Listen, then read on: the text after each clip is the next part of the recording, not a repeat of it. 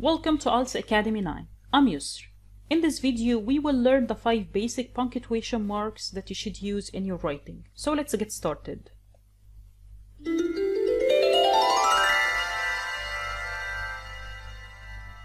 Punctuation is a key element in the English writing. That's why you should use it properly, otherwise it's considered a mistake that negatively affects your writing. So, the first punctuation mark we have is capitalization. Capitalization means using the capital letter at the beginning of a word. Of course, the first letter of a sentence. Fishing is a common activity, capital F. We also capitalize nationalities, Australian, Portuguese. Languages, English, German. Religions, Islam, Christianity. We capitalize names of people like John. Names of cities, Berlin. Names of trademarks like Toblerone, or names of countries, Lebanon.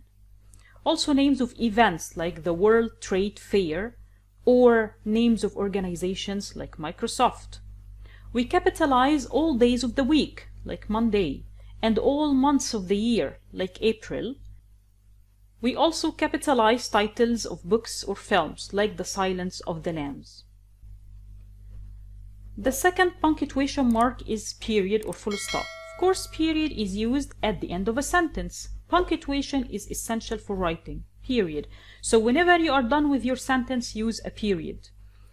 It's also used as the decimal point in figures and amounts of money, 3.5 million euros. It's a period and it's pronounced as point. It's used with some abbreviations like BC, before Christ, or AD, Anno Domini, which means in the year of the Lord or after the start of the date. E.g., for example, i.e., that is, or in other words, etal means and others.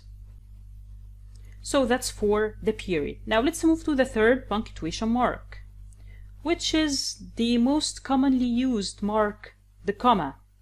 The comma is used to separate between items in a list, like any job requires qualifications, experience, education, and personal traits. As you can see, qualifications, comma, experience, comma, education, comma, comma, and before the last item. Comma is also used after an introductory dependent clause. First of all, you should understand the meaning of clause. Actually, clause means part of a sentence.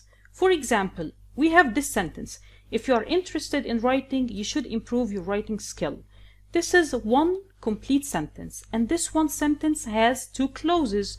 The first clause, which is called if clause, if you are interested in writing, and then we have clause number 2, you should improve your writing skill.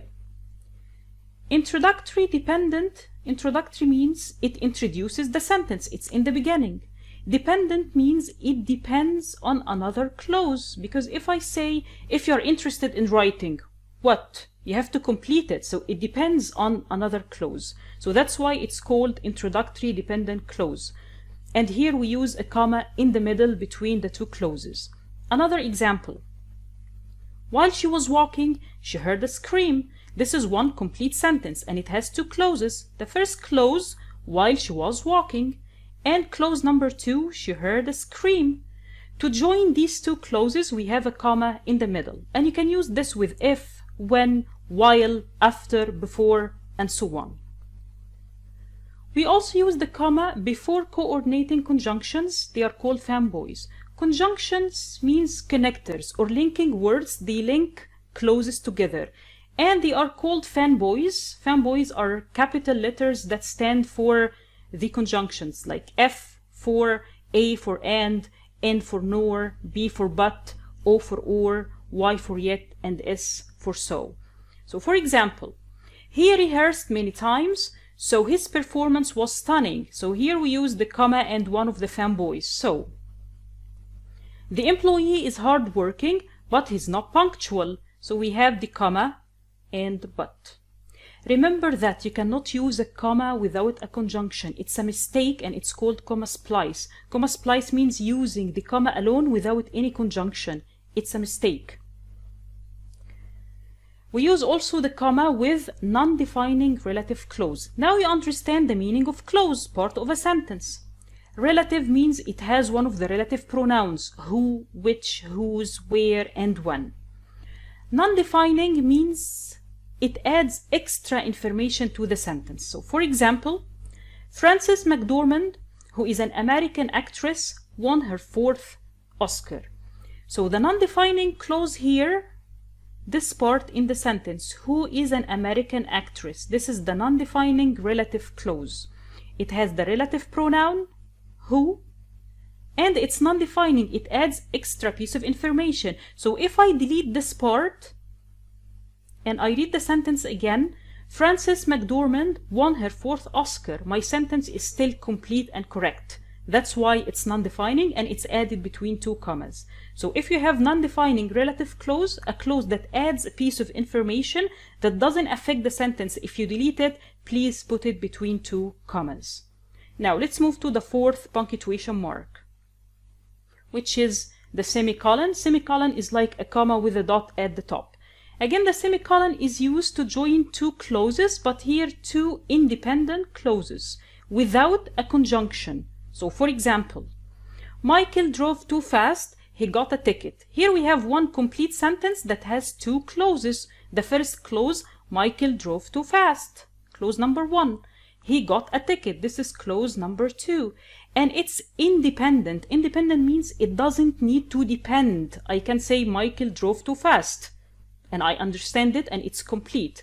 He got a ticket, it's complete. That's why it's independent. I can join both of them with a semicolon without a conjunction.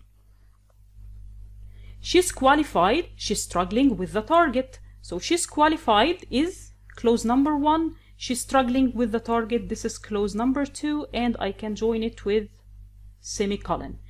If you want to use the comma, use it as follows. Michael drove too fast, so he got a ticket. You have to use the comma with a conjunction. She's qualified, but she's struggling with the target. So here the comma with a conjunction. So we have 2 options, either to use the semicolon without a conjunction or using the comma with a conjunction.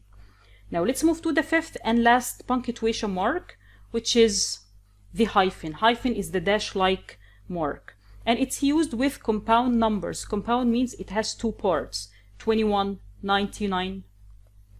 Compound adjective with a number, like a 10-minute break. A 10-minute is an adjective that has a number. That's why it's hyphenated.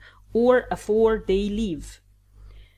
We also hyphenate compound adjectives when it comes before the word it modifies, like a well-liked author. We modify author here with a well-liked. Well-liked is hyphenated. A world-renowned artist. State-of-the-art technologies. We also hyphenate compound nouns like mother-in-law, editor-in-chief. We also hyphenate some prefixes like ex, ex-mayor, ex-president, or self, self-motivated, self-esteem, all, like all-purpose or all-time. So if you are not sure if the word is hyphenated or not, you have to look it up in the dictionary before you use it. And remember, a wrong punctuation mark is a mistake. And I also have a video on 10 writing mistakes that you should avoid in the academic writing. I leave you the link in the description box. That's all for this video. I hope you find it helpful. Thank you so much for watching, and please don't forget to subscribe to my channel and hit the bell to watch my new videos.